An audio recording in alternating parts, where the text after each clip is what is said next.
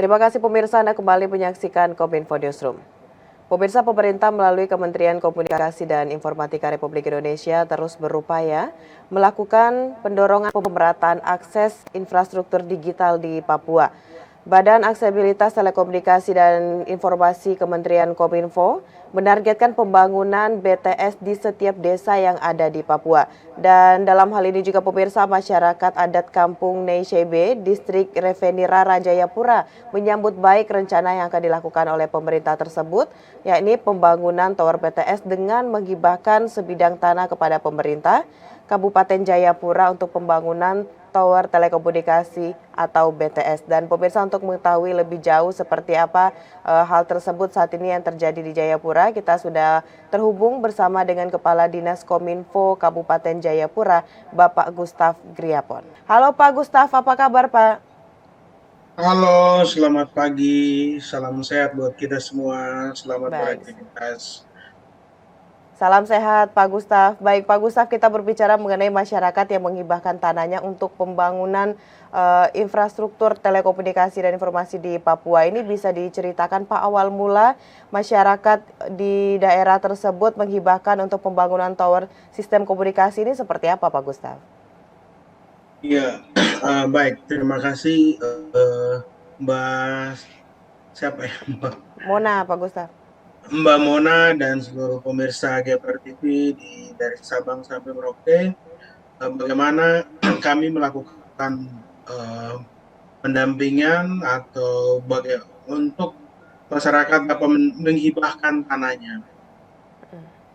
Untuk salah satu syarat untuk bagaimana kita bangun tower BTS di kampung-kampung, itu yang pertama mereka mengajukan lewat musrembang kampung, kemudian didorong lagi di musrembang tingkat kecamatan, kalau kita di Papua bilang tingkat distrik, kemudian naik ke tingkat kabupaten, kita ajukan lagi dari kabupaten langsung masuk ke pusat, ke Kementerian Kominfo. Nah, di sini yang kami lakukan adalah yang pertama, kami juga ikut mensosialisasikan bahwa apabila tanah untuk bangun tower tidak dihibahkan kepada pemerintah, maka kami tidak bisa membangunnya. Kami akan relokasi tempat ke tempat lain yang sudah siap lahannya tanpa ganti rugi. Itu yang pertama. Yang kedua, ketika masyarakat itu rasa penting bahwa mereka langsung menghibahkan tanahnya. Pengalaman kami yang ada di Kabupaten Jayapura, dari 142 site yang kita ajukan ke BPS, ke Bakti Kominfo tanggal 2 Desember 2020, realisasi yang kami terima 100 sekian itu juga.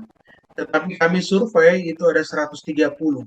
Dan 130 lebih itu sudah dihibahkan kepada Pemda dan dokumen-dokumennya sudah ada ke kita untuk dibangun tower BTS Bakti Kominfo.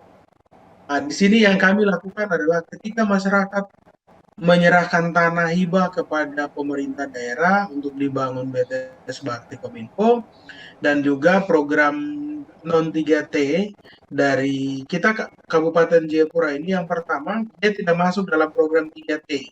Kita ada di non 3T. Di Papua ada 2 kabupaten dan 1 kota.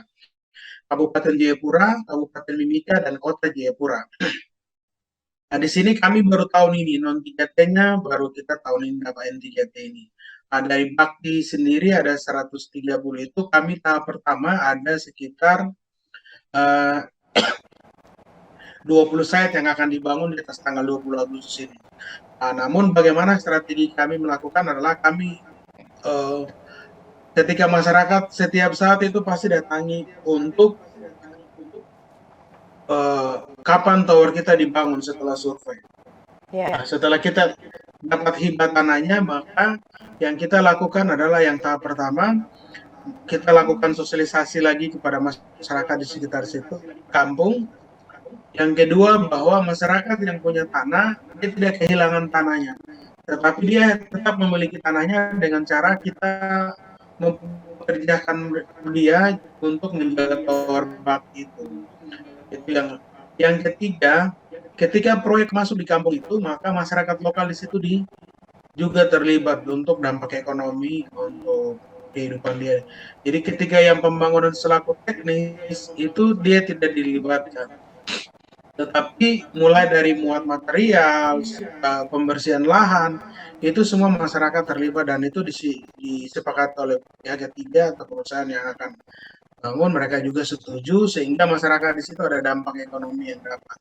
Nah, yang keempat bahwa kalau di situ ada masyarakat punya eh, material, punya logistik seperti pasir, batu, kayu, itu mereka tidak harus bawa dari kota, mereka bisa belanjakan di kampung itu.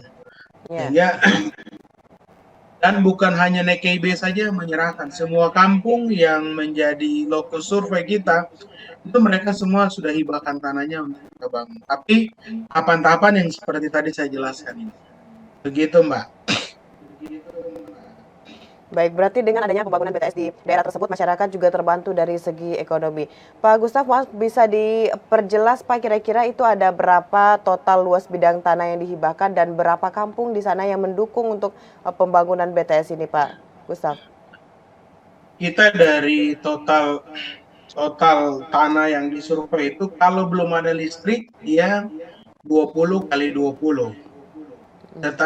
Tapi kalau yang sudah ada listrik dia hanya 10 kali 15. Gitu. Jadi 20 kali 20 atau 10 kali 15 karena ada untuk pembangunan solar cell di situ. Nah, kemudian kampung-kampung yang sudah menghibahkan tanahnya untuk dibangun sesuai tadi dengan total survei tadi kita kan 130, berarti total 130. NKIB itu salah satu kampung yang menghibahkan 2 lokasi, Mbak. Karena di NKIB itu dia ada, kita di Kabupaten Jayapura ada untuk program non 3T kita itu ada sekitar untuk Indosat itu dia 9 site di distrik Rafineri. Jadi NKIB salah satunya termasuk. Kemudian nanti di Bakti Kominfo punya juga masuk lagi di kampung itu. Nah, kemudian yang ada relokasi tadi, misalnya untuk Telkomsel non 3T ada 21 site. Jadi kalau ada site Telkomsel di situ berarti ada relokasi yang kita pindahkan untuk masyarakat tidak hibahkan, tapi dihibahkan ke Telkomsel. Tapi dengan mekanismenya sama seperti itu. Jadi yang datang ke kita fasilitasinya seperti itu.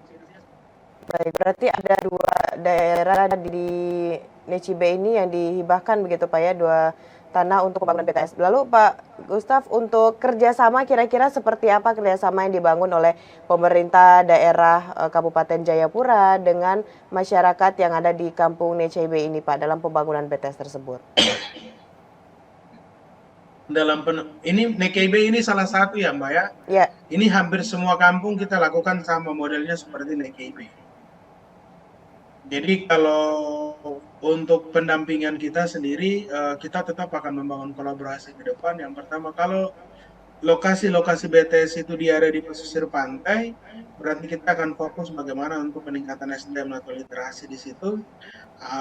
Salah satunya untuk pariwisata atau UMKM dan lain sebagainya. Kami akan dorong di situ dengan teman-teman yang menjaga tower. Yang menjaga tower ini ke depan kita sudah bekerja sama dengan teman-teman dari IBS, Infrastruktur Bisnis Sejahtera, dan Waradana selaku mitra IBS yang memenangkan tender untuk Papua. Untuk yang punya tower, yang menghibahkan tanah, anaknya dipekerjakan jaga tower di situ. Nah, kita akan buat pelatihan solar cell, internet dan layanan VSAT. Dan ini sudah kita lakukan tahap pertama. Kita di Kabupaten Jayapura ada punya komunitas namanya Pemantik. Pemantik itu kalau di Jawa disebut dengan Mbak sama Mbak. Kalau di sini Pace sama Mace. Pace Mace admin teknologi informasi dan komunikasi. Dia tersebar di kampung-kampung sehingga mereka ini kita masukkan ke dalam Pemantik, kita dorong. Kita kerjasama dengan teman-teman dari PT Pacific Satellite Nusantara (PSN) di Cikarang. Kita sudah bikin pelatihannya 2 kali. Yang tahun lalu, kemudian tahun ini bulan Maret, kita gandeng Common Room dari Injio dari Inggris dan juga sekolah internet komunitas. Kita buat pelatihan dengan ada juga dasar-dasar IoT yang kita perkenalkan kepada anak-anak ini, pemantik ini. Baik. Kalau kita melihat dari keterangan yang diberikan oleh Pak Gustaf bahwa masyarakat di daerah Jayapura dan juga dari kampung NCB ini benar-benar ingin pembangunan infrastruktur tersebut dapat dilaksanakan dengan berbagai hal yang telah mereka lakukan untuk mendukung hal tersebut. Baik Pak Gustaf, kira-kira untuk saat ini sudah ada beberapa tower yang ada di Kabupaten Jayapura. Dengan adanya tanah yang dihibahkan tersebut akan ada berapa penambahan nanti Pak? Jadi di DKIB itu, daerah DKIB itu ada 4 kampung namanya distrik Ravenirara itu biasa disebut dengan daerah kapal bawah sinyal. Jadi daerah itu kalau kapal masuk, kapal penumpang putih, masyarakat berbondong-bondong keluar bawa handphone, telepon, video call karena kapal bawah sinyal. Setelah kapal itu dia jauh dari wilayah distrik Ravenirara, maka sinyal juga akan hilang. Itu. Berarti sudah, kalau untuk di Jayapura sendiri sudah berapa tower total yang kira-kira sekarang Pak Gustaf? Kalau yang saat ini terlepas dari Bakti Kominfo ya, untuk Telkomsel sendiri ada 117 tower di Kabupaten Jayapura. Itu ada yang 4G, ada yang masih 2G juga, 2G. Kemudian di tower MCP, makrosel atau mikrosel yang kecil itu dari PT Daya Mitratel ada 2, dari PT Tower Bersama itu ada 14. Nah, untuk saat ini yang sudah dibangun sama Telkomsel untuk daerah nama paket pekerjaannya N3T atau non 3T itu dari 21 titik, Telkomsel baru bangun 4, berarti masih sisa sekitar 17. Untuk Indosat sendiri sudah mulai progres, sudah ada yang sudah dikerjakan semua, itu ada 9 titik. Untuk Bakti sendiri dari 130 yang disurvei, pertama ada 20 yang akan dikerjakan untuk daerah yang paling terluar dari kita, distrik pedalaman kita yang cukup jauh, ada dari distrik Airu, distrik Kaure, distrik Yapsi.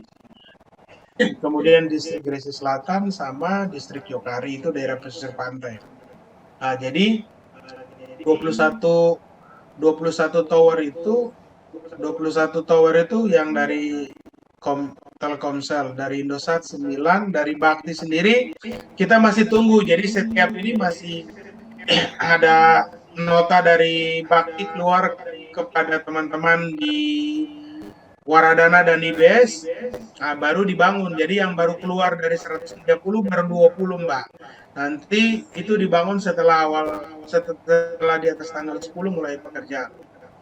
Ya, baik. Pak Gustaf, tentunya dalam pembangunan hal besar ini ada beberapa tantangan yang dirasakan baik oleh pemerintah Kabupaten Jayapura dan juga dari masyarakat ataupun pihak lainnya yang mendukung pembangunan tersebut. Kira-kira untuk sejauh ini apa tantangan yang kita rasakan dalam pembangunan BTS di Kabupaten Jayapura ini dan juga di Kampung NCB tersebut, Pak Gustaf?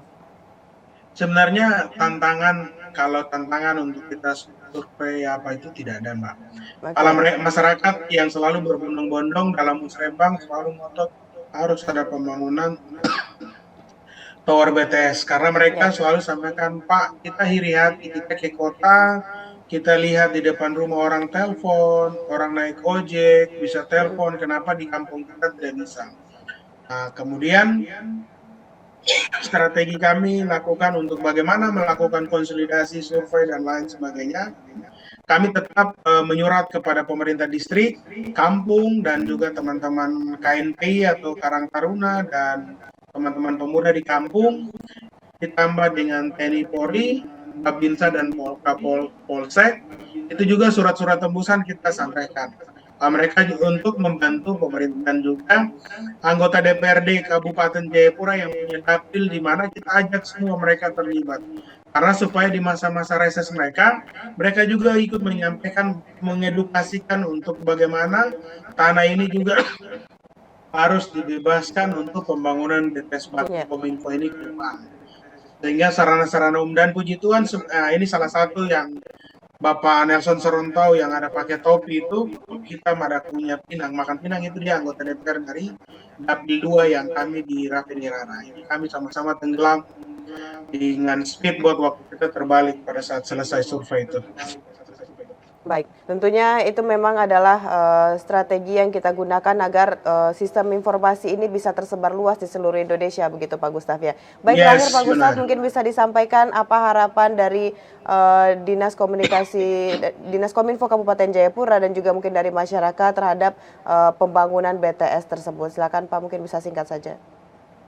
Ya, yang pertama, masyarakat di daerah-daerah terpencil sangat membutuhkan layanan telekomunikasi untuk membuka akses daerah terusir, khususnya daerah untuk telekomunikasi yang cukup terusir, sehingga ini mendapat dukungan, sehingga apa yang tidak bisa menjadi bisa di daerah. Jadi suasana kota kami juga di kampung bisa merasakan gitu. Yang kedua bahwa setiap program-program pemerintah pusat yang akan turun ke daerah harus melibatkan pemerintah daerah. Kemudian pemerintah daerah akan membantu memfasilitasi sampai di basis paling terkecil. Yang ketiga bahwa sehebat apapun apa yang kita kerjakan harus kita publikasikan kepada masyarakat luas tentang keberhasilan-keberhasilan apa yang kami lakukan di daerah. Terima kasih.